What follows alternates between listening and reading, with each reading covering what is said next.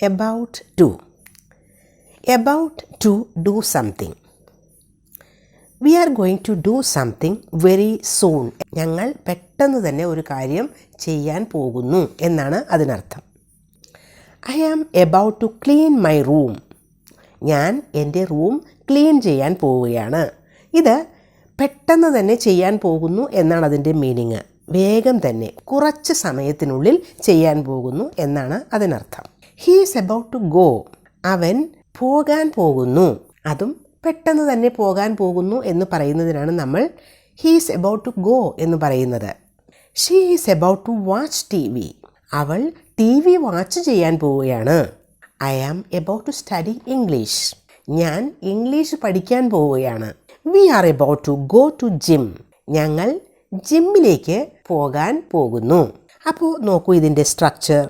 Subject plus am or is or are plus about to plus V1 form of the verb. am ആണോ is ആണോ അല്ലെങ്കിൽ are ആണോ വേണ്ടത് എന്ന് തീരുമാനിക്കുന്നത് സബ്ജക്റ്റ് ആണ്. സബ്ജക്റ്റ് I ആണെങ്കിൽ am ഉപയോഗിക്കാം. സബ്ജക്റ്റ് he, she, it അതുപോലെ ഏതെങ്കിലും സിംഗുലർ സബ്ജക്ട്സ് ആണെങ്കിൽ is ഉപയോഗിക്കാം. അതല്ലെങ്കിൽ you, we, they അതല്ലെങ്കിൽ ഏതെങ്കിലും പ്ലൂറൽ സബ്ജക്ട്സ് ഒക്കെ ആണെങ്കിൽ are ഉപയോഗിക്കാം. അത് കഴിഞ്ഞാൽ ഉപയോഗിക്കേണ്ടത് about to, പിന്നെ ഉപയോഗിക്കേണ്ടത് V1 form of the verb.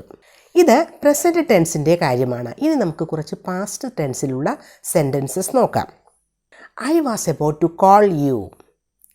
ഞാൻ നിന്നെ വിളിക്കാൻ പോവുകയായിരുന്നു.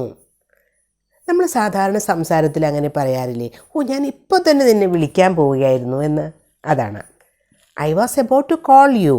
ഇവിടെ I കഴിഞ്ഞിട്ട് ഉപയോഗിച്ചിരിക്കുന്നത് was ആണ്.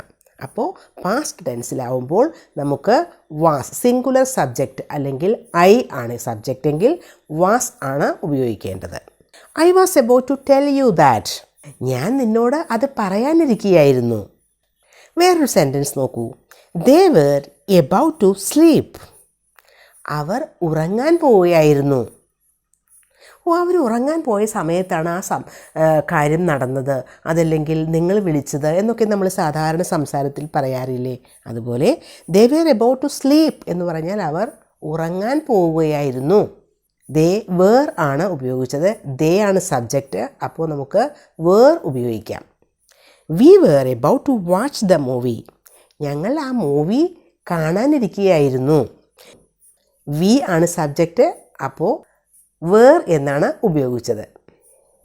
അപ്പോൾ പാസ്റ്റ് ടെൻസിലുള്ള സെൻറ്റൻസസിൽ structure subject plus was or were plus about to plus V1 form of the verb.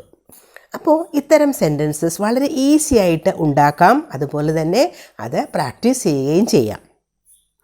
ഒരു സെൻറ്റൻസ് കമൻറ്റ് ബോക്സിൽ എഴുതാൻ മറക്കരുത് കേട്ടോ.